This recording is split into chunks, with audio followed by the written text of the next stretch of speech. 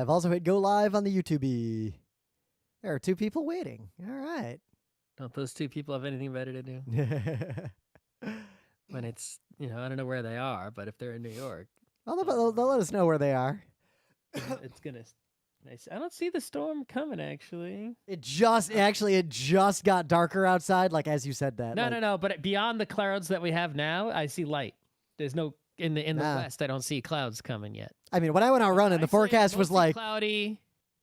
The forecast was literally like, it's tonight. going to rain on you when I went out, and it was just sunny. Likely between 8 p.m. and 2 a.m., so we'll see what it looks like in 3 hours. Yeah, that's story. Worst case, got the window open, nice rain outside while I'm watching the hockey There game. might be some isolated showers, like, the cloud that we have now might go in a few places, but it doesn't look like much. Oh, we haven't figured out when yet, but if you want, we're probably going to meet Kat at the Glacier Rock for lunch, like a late lunch, and just hang out and have some tacos, unless the weather gets weird. I'm going to tomorrow. Yeah. All right, Passover weekend and stuff, so. Well, after work tomorrow, I'm going to see the old coworkers. Oh, that should be fun. We'll see. I actually enjoyed doing that with my old coworkers a while ago, and actually soon I'm going to go to my old company to meet with them kind of officially, just to, talk to them as a product manager from a different company. Yeah, I've never talked to an old coworker before. It's always just been like, bye. I'm a reference call. Because I have the career of someone who's 20 years older than me, I kind of had and also because capital markets is the way it is, I kind of have a Rolodex of people who I just sort of got to stay in the orbit of, and we talk professionally on a regular basis, despite all of us having changed jobs a bunch of times. Because it's funny how often, no matter where I work and no matter who I'm working with, I keep running into the same 40 people everywhere. In fact, a lot of my old coworkers from my first big job, they're all at my current company, all of them. It's really funny. That might be, I know other people, software people who are like that. Like if you look, a lot of the people at my current company have a lot of previous companies in common. Yep. Or they know, it's like a lot of them were Splunk people or what, stuff like that, right? Yep. But it's like, I never worked at tech companies. I always worked at all these. True. I was at even though I was doing the same work, I was at these completely different places. Meanwhile, where's my first real job that wasn't like IBM or the hospital? It was for an IPOing brand new startup sell side doing block trading stuff, and all the alumni of that company scattered into the rest of capital markets, and all of them are still doing it except the president, as far as I can tell. Because you're staying in one industry. I'm changing industries every single time. But my previous company was music publishing, right? A lot of those people went to Spotify, right? It's whereas I'm just not music at all anymore. So there's no further, right? And I think there is a career advantage to staying in the same industry. Oh, you should have seen at that. Don't do that. When I was at that fucking Fix show in London a few weeks ago, it was weird because that was the first conference that everyone actually went to again, and everyone there was acting like, holy shit, Rimsbaugh, whoa, what are you doing? Oh man, and it was a weird feeling to be an expert in such a weird old thing. At least I'm not the NTP guy anymore. All right. Let's do this. We're already here. I'm not. Meanwhile, there's all this machine learning that I don't know. You know what? Actually, Emily and I were talking about this. I don't know anything about. I'm actually glad because I was at my last job, digging into learning the algorithms in detail and learning how to use the libraries and trying data training sets and stuff. If I had done that, it would have been such a waste of time because none of that is even remotely close to what it looks like today. I'm just saying, is it I don't know. I can't. I basically don't know any of that shit. I got a bunch of training at work. I understand it conceptually, right? But I couldn't. Do you know, all right? If someone made it my job, I would read and watch videos until I could do it. But I can't do it right now. Yeah. What I'm not up on is the details of generative algos, and the stuff I know is not actually that difficult or useful to what I want to do. Supervised versus unsupervised versus neural networks, all the basic categories and the data sets to train them. That's actually not hard to learn, but that's also not what people are trying to do right now. Anyway, let's see. Put a little marker. Where's my sheet?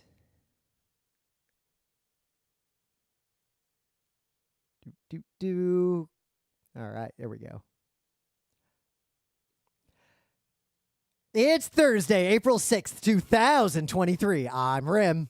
I'm Scott. And this is Geek Nights. Tonight we're talking about stadiums, Colosseums, arenas, and the like. It's warm today, like shockingly warm. Yeah, well, it's strange because on the one hand, it did get, this is, it's not cold, right? I would like it to be warmer, but according to my watch, while I was running, it was 77. Right, my watch right now says it's 76. You know what? That's fine. I'm not going to complain if it's 76 on April. Oh, no, you and I are of accord. I want it to be like 84 and sunny and higher. The number can't be too high. There's no number that would be high that I would complain. Right? I can go to the other side, the sun-facing side of Mercury, and it could be warmer. So I get a little closer. What I'm curious about is I would at least once like to be in either Hyderabad or Singapore with you at the height of their summer. And I'm just curious to see if your opinion would change, because I have been in 120-degree heat. And while it didn't kill me, I would prefer to not be in that heat for too long unless I'm like in a sauna or on a beach that I can escape from that to somewhere that is not that hot. I think my upper limit of comfort is about 105 if it's dry-ish. But I mean, I walked through the desert and I wasn't upset at all. So. But anyway. So the sad thing is I was looking at the weather stuff because, the weather's been more variable for the last several years, as we know. Like, anyone who lives can notice that, and scientists agree that's true. It is way more variable, and it's solely because of advancing climate change. Climate change doesn't mean everything gets hotter immediately. It means everything gets more fucked up and variable. But there's talk that, at least in the New York City area, this is very likely to be the hottest summer ever recorded. Yes. And I think, Scott, I'm going to treat this the same way I treat a tornado, because tornadoes cause devastation. They kill people. Yep. They are bad news. Yep. But I wish there were no more tornadoes. Just like I wish there were no more hockey fights. But I was at a hockey game last night. There were no more a lot of things. There was a hockey fight. In fact, there were a lot of hockey fights. Many. This was the fightingest hockey game I've seen in a while in person.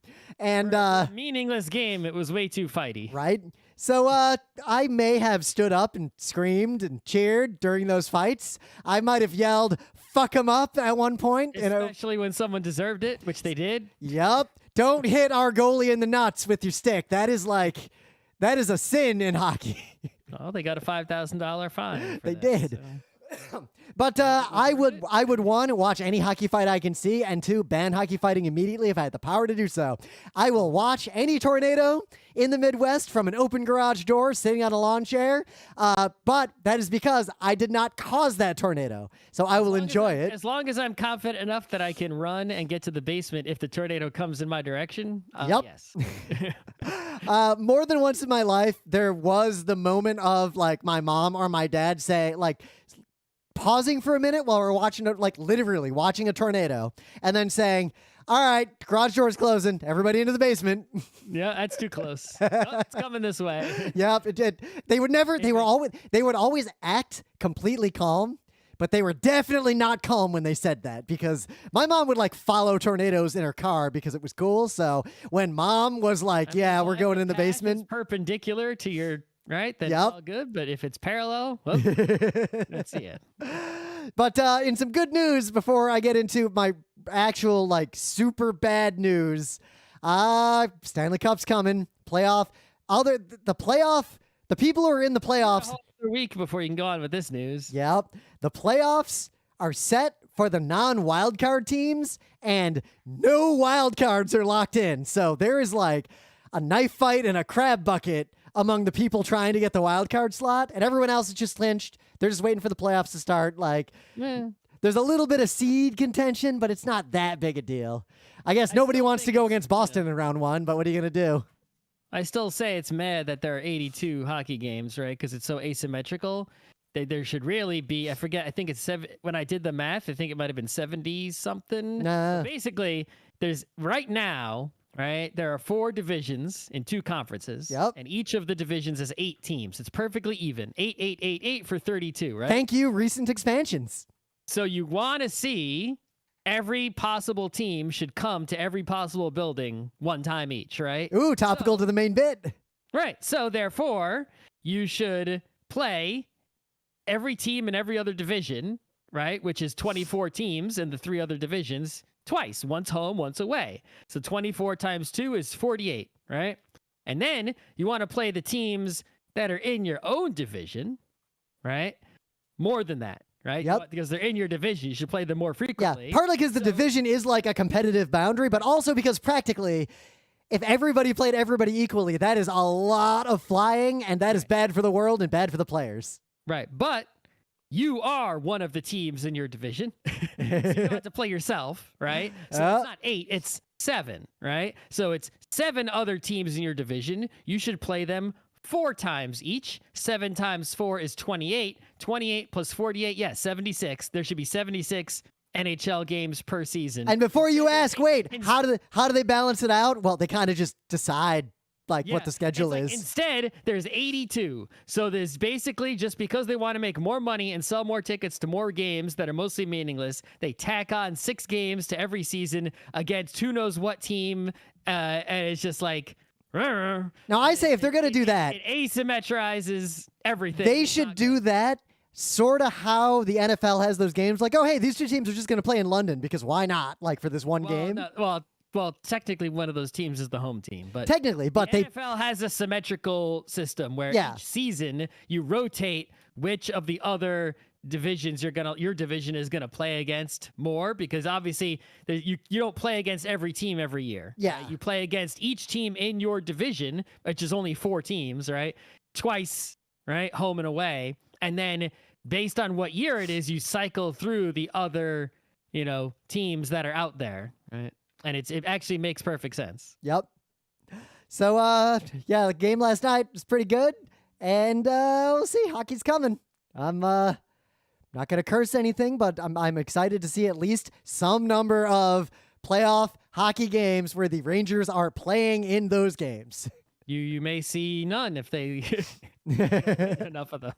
So in some bad news, and this is news that I don't think a lot of people realized was happening, because one, it happened it's literally the top news on every news set. Yeah, but it happened real fast, and I didn't know about it till this morning. It's basically a today-only news. Yep. And while it had been talked about before, and this has been talked about in a lot of places, but Tennessee is where it's happening first, it evolved so quickly. This is one of those things that went from people who are experts would say things like, oh, that could happen, but it would never really happen. And then very rapidly we went to, oh, not only can it happen, the Republicans just fucking did it, like right now live, out of nowhere.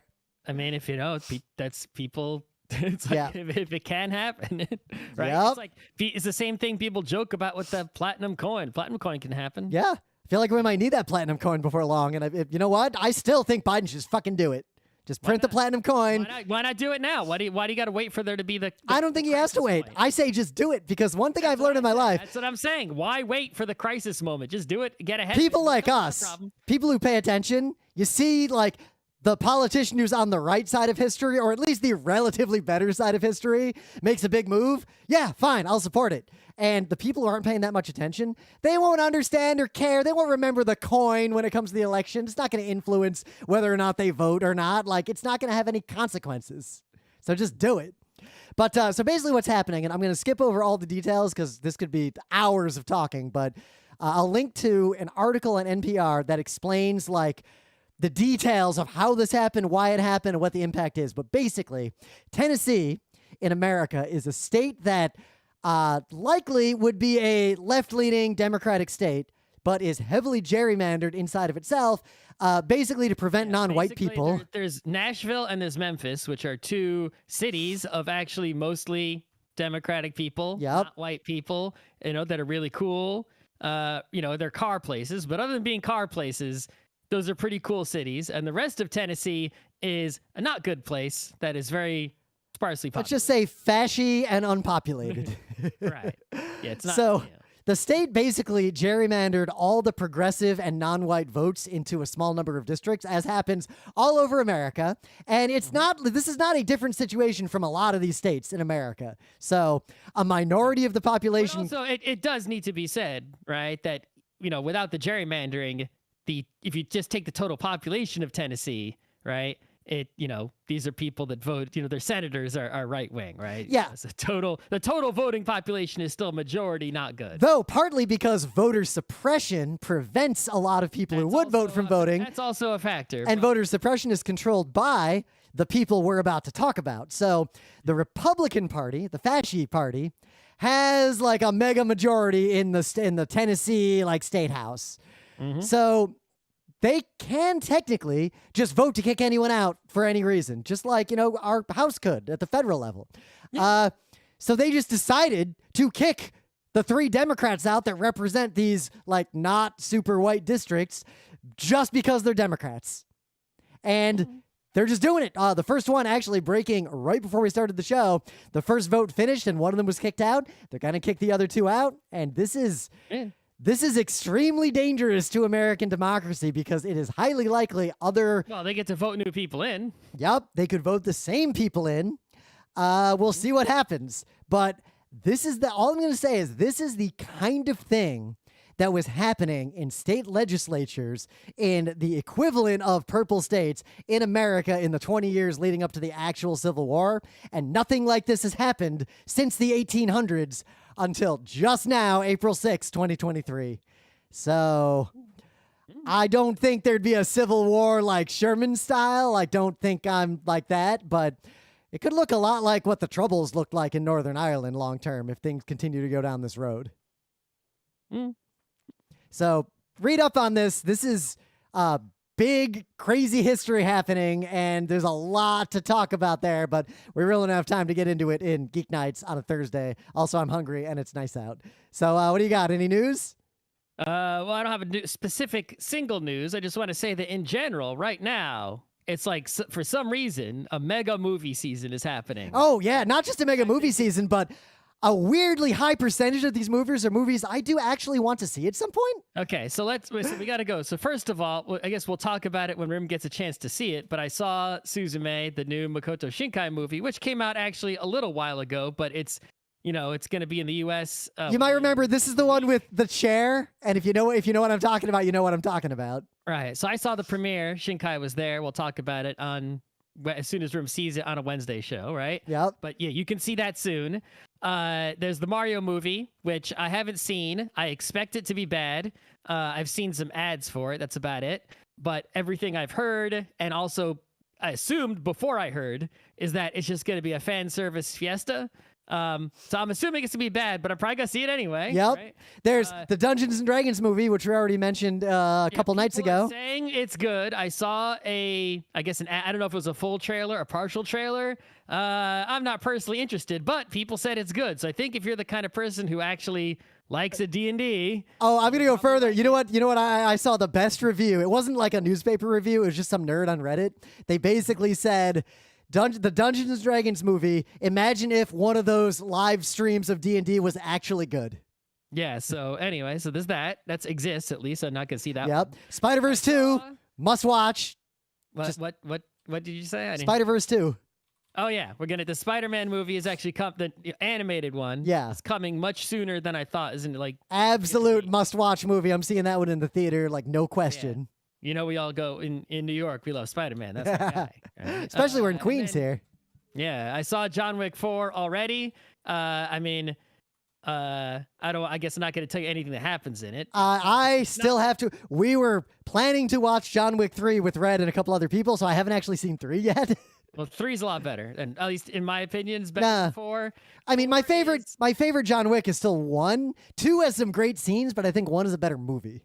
Well, 4 is basically just sort of like, first of all, it's really long, right? So it's like, and I like a long movie. Lock me in a theater for 4 hours, Daddy. I also like a long movie, but obviously the majority of it is just fighting with no talking or plot advancement, which is what you would expect from a John Wick, right? That's what it's on the label, right? Yep. You're going to see action scenes. It's like if you cut out the action scenes, this movie might be 20 to 30 minutes. John Wick is just Dynasty Warriors with a gun, basically. Basically, yes. The problem is that imagine I give you like, I get some Eileen's cheesecake, right? Like the best cheesecake, right? And it's like, okay, you eat a slice and it's like, that was delicious. And then you eat another slice. It's still delicious, but you're full now, right? Yeah, but I don't know. Sometimes you're like Homer in hell with the donuts and you just keep going. But it's like John Wick 4 was just so many minutes of action scenes, right? That like, even though they would mix it up and do different things and there was still, something going on there and it wasn't bad, I was full. I was like, just get on with it. Just show me the plot already, right? Not that there was much plot. But yeah, it's like, whatever. And there was that one. And I feel like there was one more. Oh, and there's the trailer. While I was seeing John Wick 4, they showed a trailer for a movie from this, I guess, similar studio, same, the people that brought you whatever, right? Called Sisu, which is... Oh, yeah. Also known as a Finnish guy murders a lot of bad people. Yes, it's basically about an old Finnish gold prospector who murders a bunch of Nazis. And it's like, you could consider it to just be another John Wick movie, basically. But it's like, hey, different character, different plot, different whatever. It might, And then I'm late to the party on it, but one more convinced me that, I want to see that right away. One more on the list that I'm actually into, even though it's actually from last year and I slept on it, is if you've seen people talking about The Menu, that's my kind of horror comedy movie, like straight up.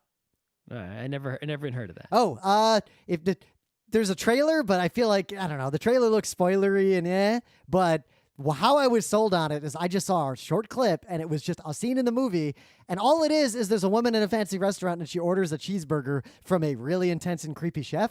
And I was sold on this movie just from seeing that scene. Oh, okay. People are hype on this new Barbie movie, and that seems like something I might watch I wouldn't go to the theater. I might go to the theater to see Barbie. I don't need to. And then I've been seeing, obviously I don't go see any superhero movies. I haven't seen a live action superhero movie in the theater or at the last Thor movie I saw in like 2002. I saw the second to last Thor movie, which I liked. I heard the one after that's not that good. The first Guardians of the Galaxy movie and not so much the other ones. You've seen way more than I have. Right? Yeah. But I saw a trailer for the new Flash movie, and basically the plot that was, delivered, the plot synopsis that was delivered in the trailer read like all the DC comic books I hate to read. So it's like, oh, that's not a good sign. I have no interest in that whatsoever. It was like, oh, I gotta, the old run so fast, travel through time bullshit. Batman shows up, and then they make Batman is actually Michael Keaton again to try to be cool, right? And see, if they just made Batman with Michael Keaton without all these other superheroes, I would actually probably be willing to see it. Oh, there is a live action Knights of the Zodiac coming in May. That's, Saint Seiya, right? Yeah. You're going to love that. And then there's that for the people, who love that kind of action. There's the Nicolas Cage Renfield deal. So after having just recently watched, there'll be some nerds who care about that. So I was kind of done, like Nick Cage. I felt like I was done with him, but I watched on a plane recently for a work trip that The Unbearable Burden of like Great Talent or whatever, the movie that is Nick Cage playing Nick Cage in a Nick Cage movie. It was kind of not what I expected, and actually a really good movie, like surprisingly. So I kind of want to see Renfield now because I really enjoyed that other Nick Cage movie that I just watched. Yeah, there's like a Ninja Turtle one coming. There's a, It's weird because this feels like how my life was pre-internet, where just like there was all these movies I wanted to see, and I was at the theater like at least once a week for much of my life up until RIT when I didn't have any money. Oh, and there's I don't know where it's going to be on. There's the one that's like there's the Tetris one, the Michael Jordan shoes one, and like a pinball one that are sort of like those fictionalized documentary ones. Yeah, right? Those are always hit or miss. I kind of wait to see if people talk about them after they come out. Yeah. But anyway. Yeah, movie time. Movie season for some reason. But anyway, things of the day. So Emily and I watched this the other night, and it is up your alley, Scott. This is a New Yorker cartoon. They have some originals, and it's on this YouTube channel. It's linked to it. It's 10 minutes long. Neighborhood nostalgia comes to life. And all I'm going to say is this is basically, you want to see some S-tier old New York guys talking about New York? This short is S-tier old New York guys. This is just a really good, this is delightful. It is definitely worth watching. And it is both nostalgic to what New York was like, but also real about, like, not everything was great in that era of New York. Like, we can't pretend that New York was perfect in the olden times and is terrible now. There's, like, one of the guys went to prison for a couple of dimes after he got involved with the mob, so... So my thing of the day, if you watch the news in the US, right, every time someone brings up the idea of taxing the rich, right, not on the federal level in the US, but, you know, on local levels, then everyone's like, if you tax the rich, they'll leave, and then you'll actually lose tax revenue because you'll have, you know, all those people who are in that higher tax bracket that you created won't even live here anymore. Nope. Right now, they're at least paying a little bit. They're paying, you know, this tax, right? Now, my old argument used to be face value. Before we get into your thing of the day was, you know what? Good. If they leave, rents come down because while we're getting less tax revenue, also all their rich person bullshit goes away with them. Yeah. But anyway, the point is that studies show that actually, no, they won't leave, right? They're basically almost, you would have to set taxes to like 60, like, I think they had a number in this video. I forget what the number was, but like a very high percentage before it gets to the point. What's the point of being rich if you don't live in New York? Exactly. But, you know, it's not just true for New York. It's true for most places. Like the place where the person lives, they've set down roots. That's where the people they know are. That's where their business is. It's like moving isn't easy. It's actually harder to move when you're rich because you've got so much shit, right? It's like if you're, you know, poor and you don't have a lot of stuff, moving the expensive moving is difficult. The most expensive moving is lower middle class American family. Right, but the roots that you have set down are not as much, right? It's like if I had less stuff, I could just pick up all my stuff and get in a van. And also think, a rich person, they're living exactly where they want to be living because money is no barrier to that. Yep. But anyway, so this person did sort of like this video, which is sort of like, it reads sort of like a Daily Show segment or, you know, whatever, where they go around and they're like... you know, calling rich people or ringing on their doorbells and being like, hey, you know, taxes are going up. We'll help you move. And they're not interested, right? It's a whole bit about basically to drive home the point that like, no, they won't leave, tax them more. Right. But it's in a comedic and funny, in a funny way. So in the meta moment, the GeekNights Book Club book, which we're going to try to target to do the show around the end of April, The Satanic Verses by Salman Rushdie. Yeah. Anyone who wants this man killed... the number of pages I need to read in order to read. Yeah, I am too, partly because it got real nice out, and when I would have been reading, I went outside. The problem is that, you know, I'm reading the book, and then I fall asleep, not because I'm bored with the book, but because I'm tired. Yeah, we're in our 40s, so give us some slack. It's like I lay on the couch and then I wake up with this, you know, my hand in the book, and it's like, well. But if nothing else, so many people have tried to murder this man because of this book, and if you read this book, based on what I've read so far, it is really kind of insane to imagine that someone would want to murder this man over this specific book. Otherwise, no cons for a while. We'll see what happens. Hopefully we'll see you at PAX West and PAX Unplugged. It's going to be summer. Hopefully we'll do some interesting side content, maybe do some live streams or some Geek Nights episodes outside, all the stuff we were really trying to do right before COVID hit, and then old technology we tried wasn't great, but I think now we have a really good setup, so stay tuned. Yeah, the website is coming along. I got some video, all the video Scott got from the panel we did at PAX East. I think I can put something together with that, so going to work on that. I need some bad weather now. I need like weather that keeps me inside long enough to edit that video together. So hope for some storms over here.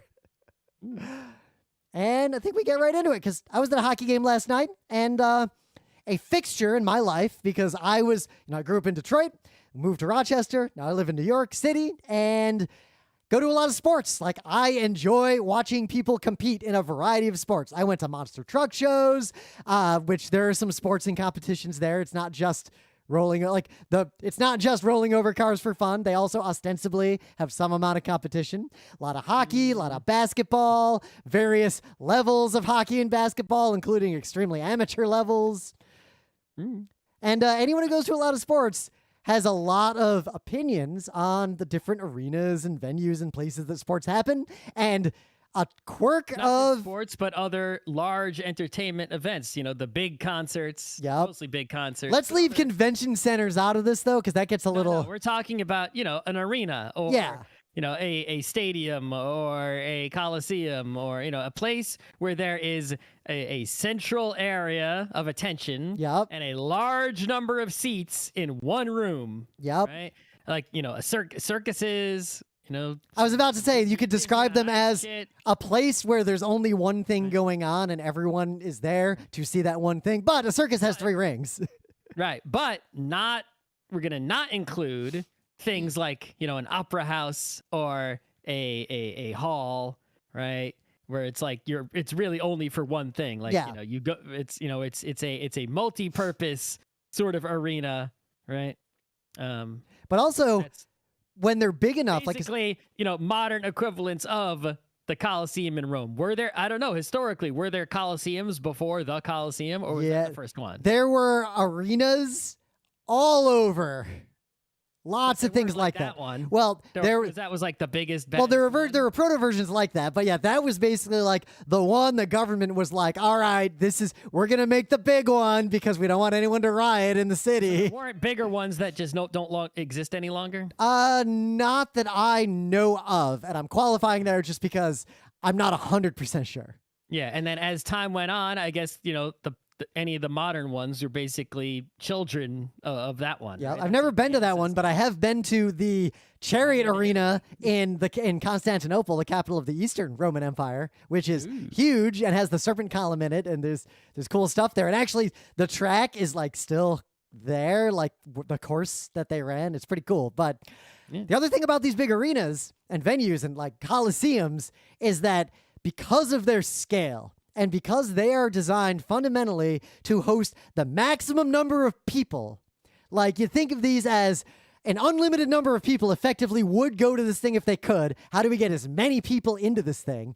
They're all bespoke. They're all unique. They're not just cookie cutter. Like the Joe Louis Arena that I watched the Red Wings in as a kid is so different from Madison Square Garden that they are like different kinds of buildings.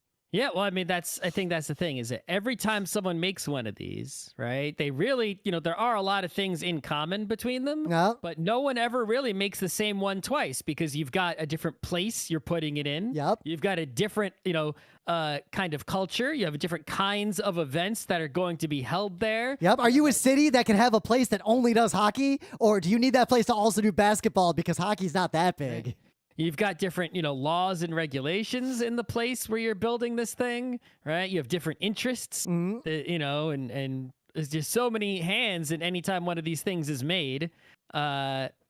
So that they're all unique and interesting. But also technology and best practices change way faster than they can, should, and do build these things. So every one that gets built is already the state of the art, unless it's in a city that fucks it up.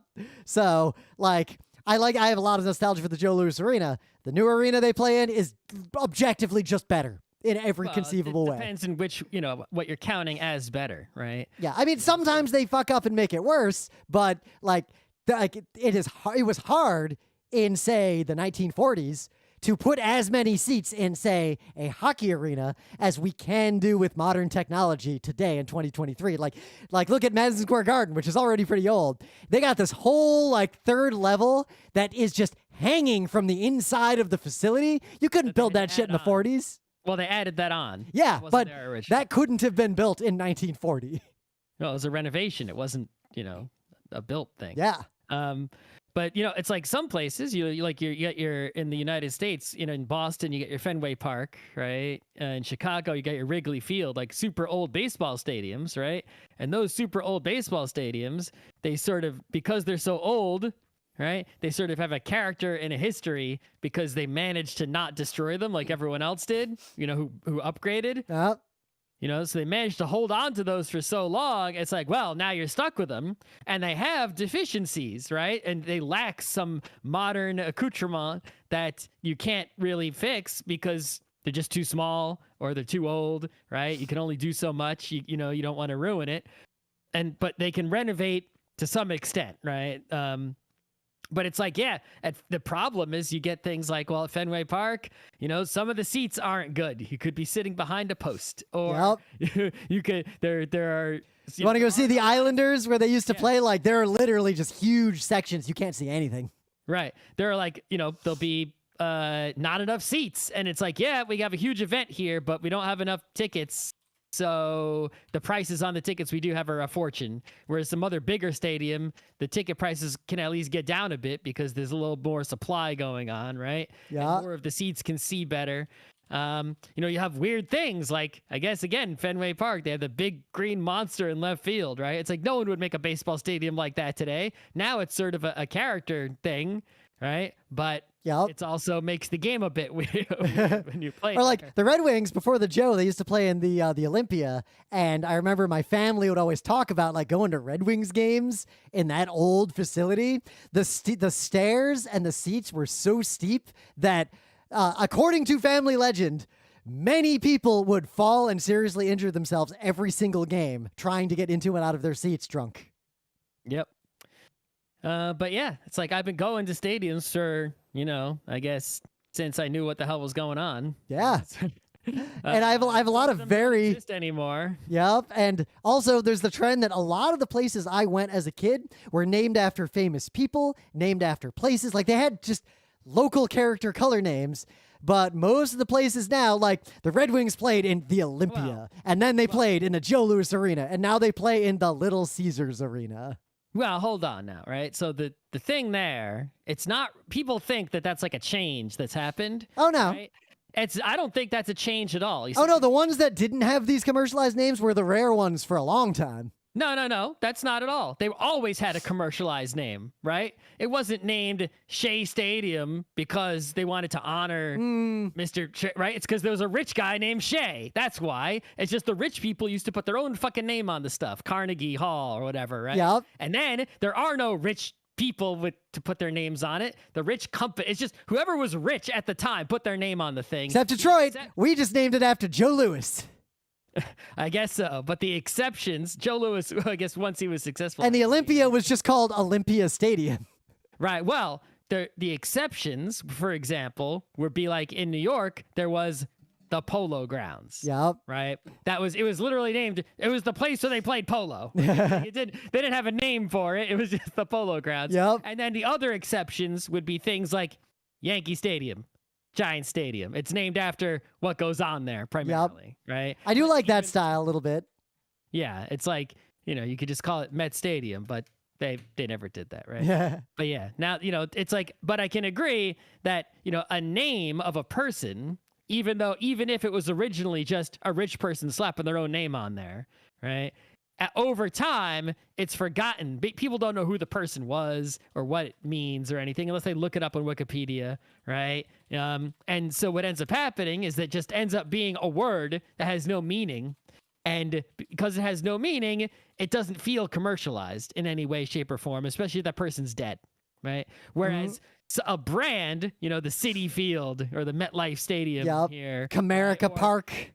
Fucking, in LA, they had the Staples Center, which used to be something else, and that was the Crypto.com Arena, which is the worst ever. That is actually the worst one on earth. That's the worst one, right? Because it has a name that is a brand that you actually associate with something. Now you have this sort of double association where it's like you're got a brand, right, and this building. And that's their intent, obviously. Yep. I would only accept it if the brand was so defunct. Like, if there was a CompUSA Arena, that would just be really funny if they kept it that way forever. Yeah, I mean, I like the ones personally where, like you said, Joe Louis Arena, where it's named after someone, not because of money, but because of worth, right? The tennis over here is Arthur Ashe Stadium, right? Over in Australia, right? It's Rod Laver State, right? It's like they named after someone who was fucking great at tennis, right? It's like, it's not named after the rich person or the company or what happened. It's not just called Tennis Arena, right?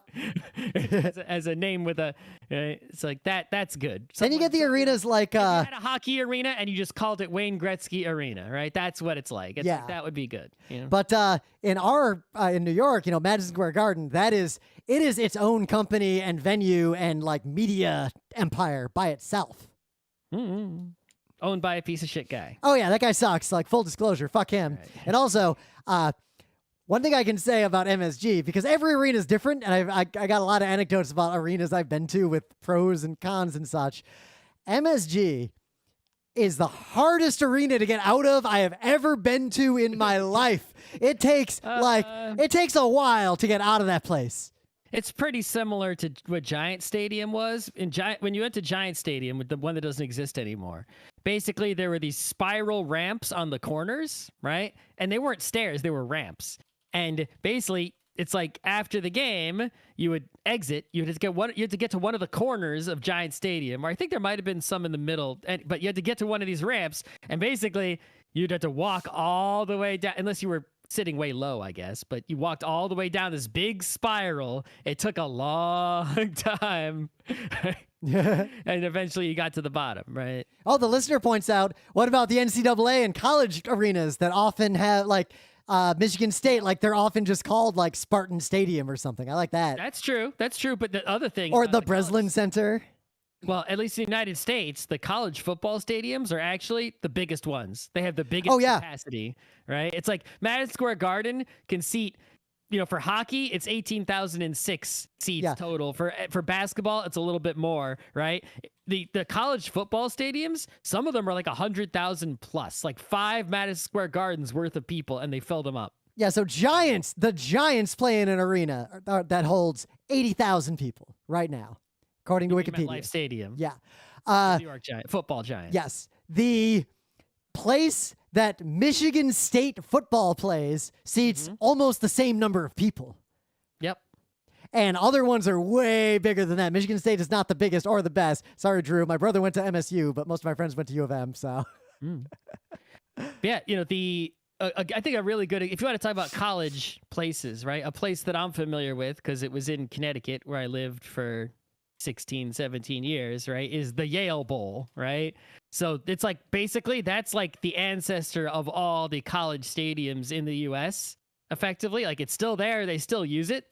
But, like, it's basically like the old, you want to see what it's like, old and busted, right? It's like, it's just like these, I mean, if you look at a picture of it, you'll see it's literally just like a bowl, right? It's not like, an arena that's built up. It's like cut out of the ground almost, like this little dish. It's not very deep whatsoever. It's just wide, right? So I looked up because, RIT, the hockey we talked about a lot in old Geek Nights. We used to go see at the Ritter, which was pretty. They built a new one right after we left. Yeah. So the Ritter seated 2,100 people, 1,600 sitting, 500 standing. I went to many a game where I stood. I have a lot of fond memories of that place. The Gene Polisani Center, the one that they built right as we were leaving. Named after a rich guy who paid for it. Yep. Seats more than double that. Yep. One consideration, nicer. Another consideration on the seating that's interesting is that part of the reason why NCAA venues are just so big is partly that they're going to be filled because of school spirit. They're often actually cheaper to go to, or at least the tickets are sold cheaper and are often allocated to students. Forget, there is a secondary market and scalping and StubHub and all that stuff, but like tickets are generally directly cheaper because they just want to fill it. But like, you don't build a hockey arena that's not going to mostly sell out on purpose. There are a lot of cities that build smaller arenas on purpose to make sure they sell out rather than having empty capacity for a lot of historical and capitalist reasons. Mm-hmm. All right, so let's go through some arena-related topics. Yeah. Right? So first of all, let's talk about some dome action, right? So some of them got roofs and some of them don't got roofs. Yep. right? And in my opinion, right, it's like I think some of the roofs, right? I mean, having a roof is kind of good because you can play when there's bad weather, but for certain sports, right, bad weather is charming. Well, like American football. Who doesn't love a football in the snow? I have a lot of issues with American football, but something I deeply respect about it is that the rules are basically they play no matter what. Almost no matter what. Yeah, I mean, if there's a tornado like barreling toward the arena, they're not gonna more tolerant than other sports to bad weather. Like right? football in the snow. That I'll kind of like watching, actually. Right, but if you have a dome, you lose that charm, right? Two, some of the domes can be ugly. Yeah. Right? Old domes, like a lot of the older, shittier ones, stopped working properly and stuff, right? That's not. There's a few big ones that have been stuck for a long time. Yeah, but it's also kind of nice, right? Like for baseball, let's say, where they will just at the one drop of rain, they stop playing baseball. Almost, right? Where it's like you bought tickets, you want to go to the game. If they have the dome or roof, it's like great. You know, I've been to games where there's been a rain delay. We'd sit around waiting for hours, or you have to leave and come back another day. Yeah, and it's just nice to be able to ensure that you buy a ticket, you're gonna go, and at that time, you know the game will happen. Yep.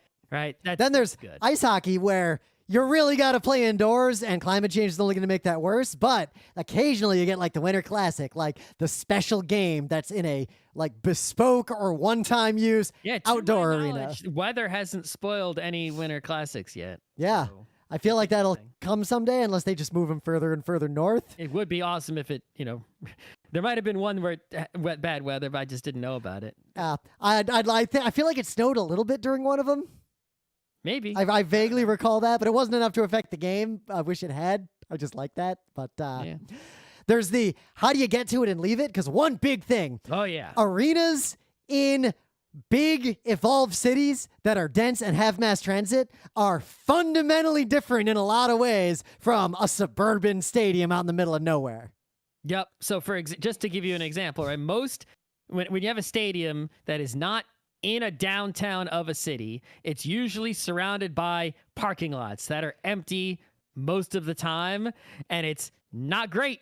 Right? I think it sucks. I think that actually mutes a lot of the benefits an arena could bring to a community because it is just this capitalist event outside of any community, fully surrounded by horrible parking lots and cars and nightmare traffic. It makes the lives of everyone who live near it miserable, and it doesn't benefit them in any way. Yep. And it's like, even look at, over Citi Field over there and Shea Stadium before it, with all those parking lots. And it's like, that's, if there were houses on that land, how many people you could house? Yeah. Hell, build, how valuable that land is. Build housing there and raise the price of the houses. The 7 train goes there. How about this? You sell houses there, right? Every house gets 4-season tickets so they can lease them out or do whatever they want with them. I'm just saying, it's like it's a real shame to just have that land be used on parking. But also, flat parking lot. It's not even a parking garage. Right? But this leads to a much bigger externality that if you don't live in America, you might not realize. So, drunk driving in America is actually one of the biggest killers of humans. Like it is like it is guns, such right now. It's pretty much guns and cars are the two things that kill Americans the most. Yep. But drunk driving is a huge problem in America, and a scary percentage of it is caused directly by the arenas we just described because there's no way to get to most sports venues in America except by driving there. A lot of people like to drink alcohol while they're watching sports, and then they drive home. Selling it to you after a certain point, people will hold on to it. Yep. They'll buy a whole bunch at the second intermission and then drink it. Yeah, I'm not allowed to buy beer in like the last quarter of a football game, but I can buy as much beer as I want 2 seconds before that quarter starts. Like that doesn't make sense. It makes sense for the people who are making money selling. It does. But even then, I've had alcohol. 1/4 of a football game is not enough time for all the beers you drank to get back down to a blood alcohol that is legal or reasonable. I wonder if we could do a study like comparing number of DUIs after games with OT versus without OT. Oh, I remember being stuck at that crazy like mini OT game at MSG. And of course, all the employees, like they stopped serving food. I was desperately hungry. Everything was shut down. There's nothing to eat. Yep. So just, some interesting getting to and from stories, right? Obviously, Madison Square Garden, it's like, I guess you could drive to it and park in a parking garage. A lot of people scarily do. It's a bad idea, right? Mostly Jersey people. Right. But I once drove to Fenway Park for the All-Star game, right? And the parking garage, this is in maybe early 2000, I forget, late 90s. You can look it up because the All-Star game hasn't been there that often, right? And I remember distinctly this is at least 20 years ago, the parking garages that were right next to Fenway. We didn't park at those ones. We parked further away, right? Yep. Same when we went to Red Wings games. They were charging $150.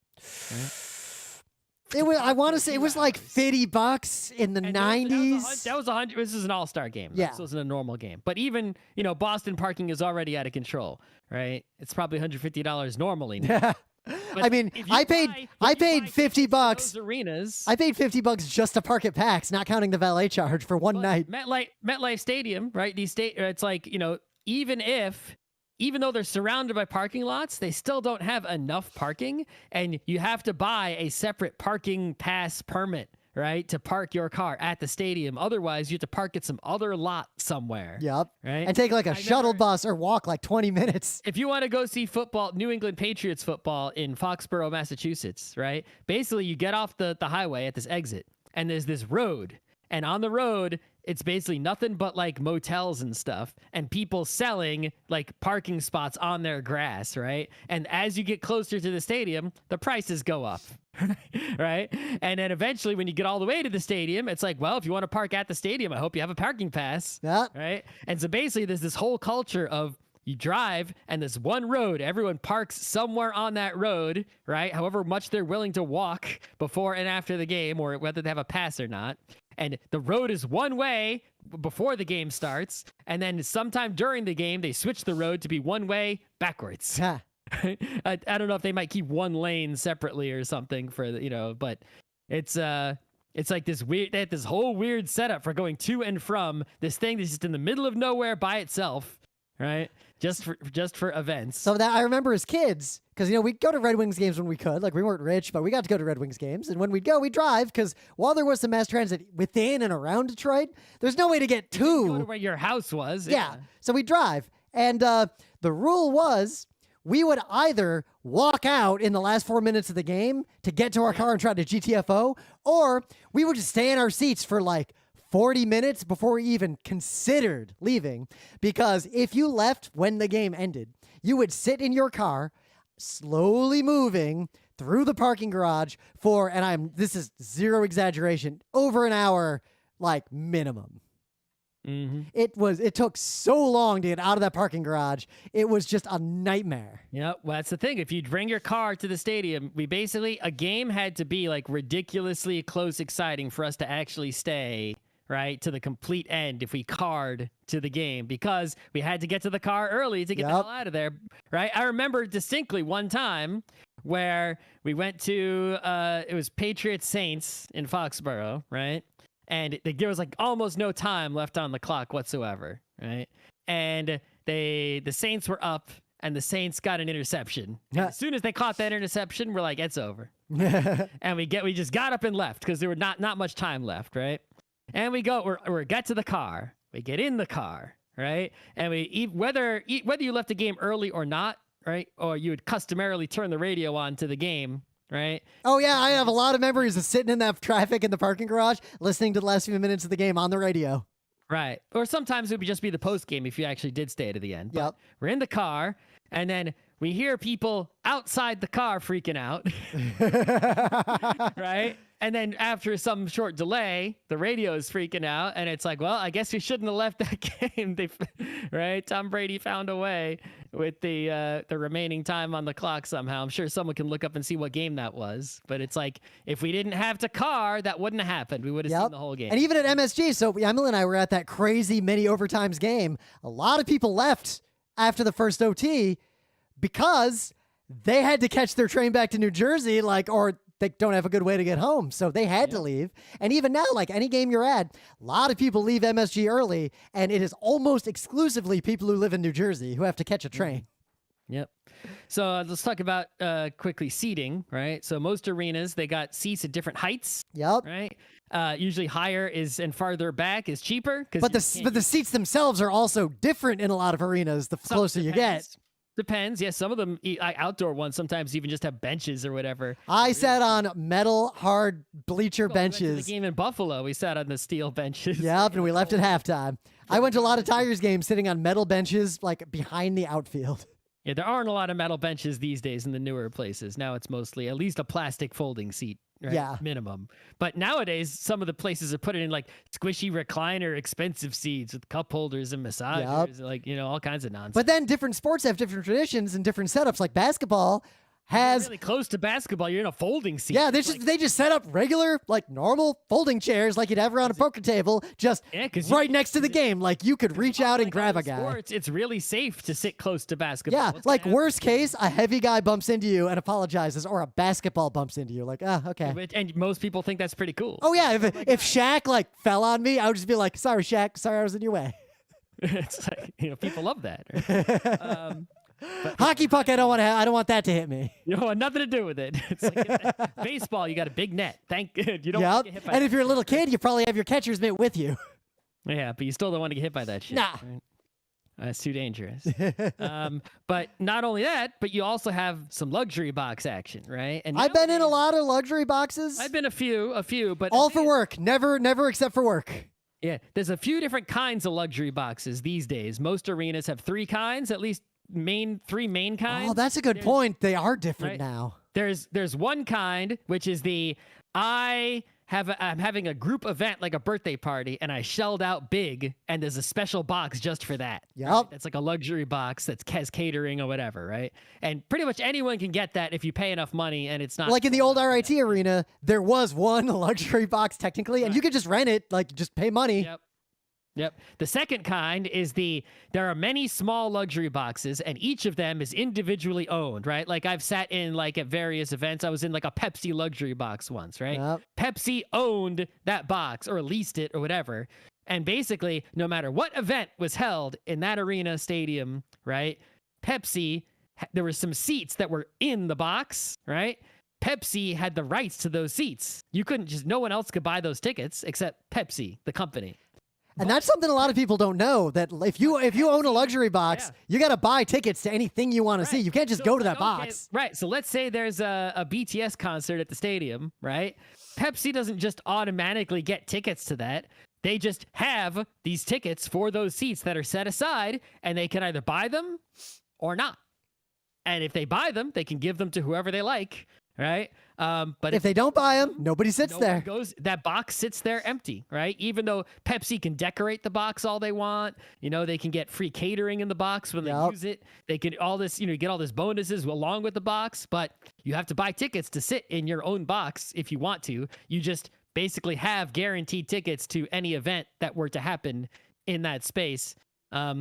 Unless, I guess sometimes there might be like a concert, and if your box might be like behind the stage and not available, in which case, tough cookies. Yep. And the third kind, right, is a lot of places have this. It's basically the club. There'll be some kind of sponsored club or multiple sponsored clubs. I feel like there's a lot more of these lately, like over the last decade. They're very popular because they're all sponsored, right? And basically what these are, it's a way for a wealthy person to basically have a season ticket, but the season ticket is in this club. So it's like they share a luxury box with many other rich people that they don't know, right? They couldn't afford to just reserve a whole box just for themselves, but they're wealthy enough that they can get a season ticket that comes with like in a special zone with like their own bar and their own wait staff and their own everything, right? And their own special luxuries and fancy seats and TVs and lounges. It's sort of like airplane lounge deal, right? Now, you're in there, you have enough money to get special treatment, but you're in there with all the other people you don't know that also have paid for special treatment. They're a lot like airport lounges. Yes. They're not bad though. They're usually good seats. I've been in them a couple times. And I got to say, there are pros and cons to luxury boxes. If I was mega rich, I might. I would also consider, I could see the family luxury box and like just bring people to it and see games. But got to remember, luxury boxes are not necessarily the best way to see a sport if the sport itself is what you care about, because they're fun. Like, don't get me wrong. I don't dislike a luxury box. If someone invites me to one, like in May, I guess we're going to get a big box for my team at Yankee Stadium. So I'm going to go there and see a game. I tried to convince them for the Mets, and they were not hearing me. But they aren't the best seats compared to like the actually expensive good seats. Like, nope. If you care about baseball, some places they are, but usually rarely. Like if you really care about hockey and you want to sit like near the glass, like if you like sitting close, sitting in the lower ring is way better than sitting in the luxury boxes. They're pretty high up. Some of them are even higher than where we sit. You know, there's also, depends on the arena where the luxury boxes are exactly, right? There might be some on the end. It's like, okay. I've seen places where there are a few like luxury boxes that are like right down at ice level. Yeah, you could be anywhere. They're like you see a little dip, and then there's a glass wall and some seats, and there's no way to get to those seats except through basically a secret door from the actual luxury box that's there. But they always often have the same format of there's the box area, and then there's like a bunch of seats outside the box, like at the edge of wherever the luxury box is. Usually those are the seats you technically purchased. Yep. Now I do want to talk about stadium food, but I think we can make a separate episode for I think we'll have to, because I have a lot of opinions on stadium food. There's so much going on there, but I do just we'll close briefly talking about the non-sports at the arenas, right? So, I've seen like the circus at the arena, it's like, that's fine. It's a circus, where else are you going to put a circus? I saw Sesame Street live and Muppet Babies live at Cobo Hall when I was a little kid. I've seen some X on ice at various, maybe Hartford Civic Center. I saw Chris Cross perform at Cobo Hall once. Right. Yeah. So let's talk about concerts at arenas, right? I am not a huge fan of a concert at even if it's someone I really, really, really like my favorite band in the universe or whatever, right? At an arena to go see them, it's like, okay, maybe it might be good if it's like that time we saw Tool in Albany, right? It's like, you don't need to see Tool, right? It's like, what is there to look at? You need to feel Tool via all the people around you. Right. And having a giant, general admission mosh pit, okay, that works out, kind of, right? It's okay. I'd still rather have a smaller place, though, right? But if it's like an act where I actually want to see them, right? I got something to look at. Maybe some dancing, right? Or some, I'm really there to listen to them. The acoustics are not the best in the arena. No. The way they would be at a concert hall, right? Like if I want to see, I want to go to a place like Brooklyn Steel. If I want to hear, I want to be in like Lincoln Center. Right, exactly. So it's like an arena isn't the best for seeing. It isn't the best for hearing, right? And it's like, a lot of time the seeing is just going to be like, these giant video screens a lot of people set up. And it's like, well, if you're just looking at video screens, why not just get the concert DVD and watch it at home? Why should I be here? It's like, and they charge so much more money because it costs so much more money to set this thing up, right? It's like, I'm just not a fan of any concert, no matter how much I like the group. So what I am a fan of, and you can't always do this, is some concerts, you can get the luxury box tickets. And if you go to a luxury box at a big stadium concert with a bunch of friends, it just becomes a hangout where a concert's happening. But that, unless you get a good deal or get lucky, that is a lot of money for a very relatively diminished return. Now, I am going to, caveat by saying the few times I've gone to an arena concert, it was always a general admission or a faraway seat, or I was never paying big money to get close because I didn't care enough to get close. I didn't have the money. I wasn't going to spend that much, right? But there is an upcoming K-pop concert, right? Mamamoo is coming to the Islanders place, EBS, right? And I'm like, all right, they've never come here before. Or they're probably not going to come again, right? We like them. They're like the best live ever, right? So it's like, let's pay to get close at least, right? So we can see we're in like the 12th row. It costs a shit ton of money. Like the last time I went to Lincoln Center, it was a classical like piano act that I was really interested in. So we sat in the second row, and you know what? Those seats cost a lot more than a hockey game. Yeah, but for that, you could have sit far away and it'd be in the mezzanine, you'd be fine. Well, because I wanted to see too, because if you sit that close, you're right next to the guy playing the piano like crazy. Oh, you want to see his hands? Okay. Yeah, it was something to see his hands. Like you could hear him hitting the piano. It was. Right. Well, I mean, with K-pop, you want to see someone dancing. Yeah. Right? So it's like you don't want to be so close that you just see like their legs. Right. So I'm gonna find out I guess for the first time, I've lived this long and I still never sat close at an arena concert, right? So it's like, is the arena concert acceptable if you pay a fortune to be fucking close, as if, you're as close as you would be in a smaller place? And I'll find out the answer to that. But again, it costs a fortune and probably isn't worth it very often at all. So the listener had a comment that made me laugh. Quote, I bet the line for the bathroom at that crisscross concert was needlessly long due to all the backward pants. And a lot of people wore their jeans backward to that concert, and it was actually a problem because it's really hard to pee. And like backward jeans are not comfortable after about 20 minutes. Yes, I'm speaking from personal experience. I'm not going to pretend I wasn't all in on that concert. But last thing, bathrooms. Bathrooms in arenas are generally the worst possible thing and are to be avoided at all costs. I've been in the places where if you're a man with a penis and peeing into a trough surrounded by easily 100 other men, some of whom are facing you on the other side, that is not a great experience. Listen, I was like a teenager and I had basically that experience. I was peeing at a NASCAR race. You can't beat that one, right? That monster truck show. I'm just saying. I think those are about equivalent. That is I was pissing into a trough surrounded by men who were peeing as long as Tom Hanks in A League of Their Own because they had consumed more alcohol than man or God. The first time I saw a trough, and I wasn't totally sure. I was sure because there were like a dozen men pissing into it like racehorses. Yeah. I was like, really? All right. I guess that's what I gotta do. I have stood in bathroom lines that were like 20 or 30 minutes long just to pee at sports events. Well, I mean, that's the thing is, like, on the one hand, if the event you're at is so exciting, you don't want to miss any of it, you might have to just wait in the line and go during the break in between quarters, in between. That's why I see a lot of people get up and run with 2 minutes to go in a period because they're running to piss and then to buy more beer and get back to their seat. Exactly. But sometimes it's like if it's really boring or it's a blowout, you can just go in between, whatever. Yeah. But if it's really exciting, then you're just gonna have to deal with it. But modern arenas are better and better at this. Like, indeed even MSG is not that bad. It's not the bottom that I've encountered by a wide margin. Even if you remove NASCAR and monster truck. I think you've also got different issues depending on gender disparity at some events. Right? Some events are heavily... I remember when we were at PAX, there's a huge line for the men's bathroom, and all the girls we were with for the first time were like, wow, how the tables have turned, my dudes. Enjoy. And they all peed, and then they left while we were standing in line.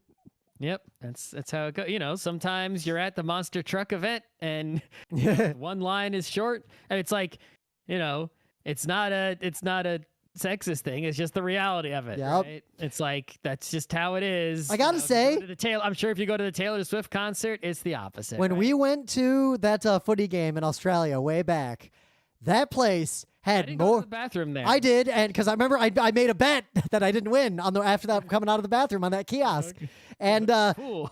That I bet like a couple Australian dollars. I don't remember what I bet on. I didn't understand the kiosk. I understand the game. But I eventually understand the game. I kind of get it now, but kind of. There was more bathroom capacity there than I have ever seen in my life. There was no line, and there were a lot of people peeing. There were just like, it wasn't troughs either. There was like hundreds and hundreds and hundreds of urinals as far as the eye could see. It was amazing. Yep. But also, that place is huge. Yeah, that place was indeed. I mean, an AFL field is big, right? Yeah. And a cricket field is big. So it's like, it's not like here, hockey, even, and people are like, oh, how many football fields? NFL football fields aren't big compared to cricket fields. Yeah. Partly because you can make a little more money if there's fields, some fewer seats and you just crank up the price. That doesn't work for every sport. Yep. So yeah, I got fond memories of some stadiums, and I'm real hungry, and I smell food, so I think we're just getting the show right there. Okay.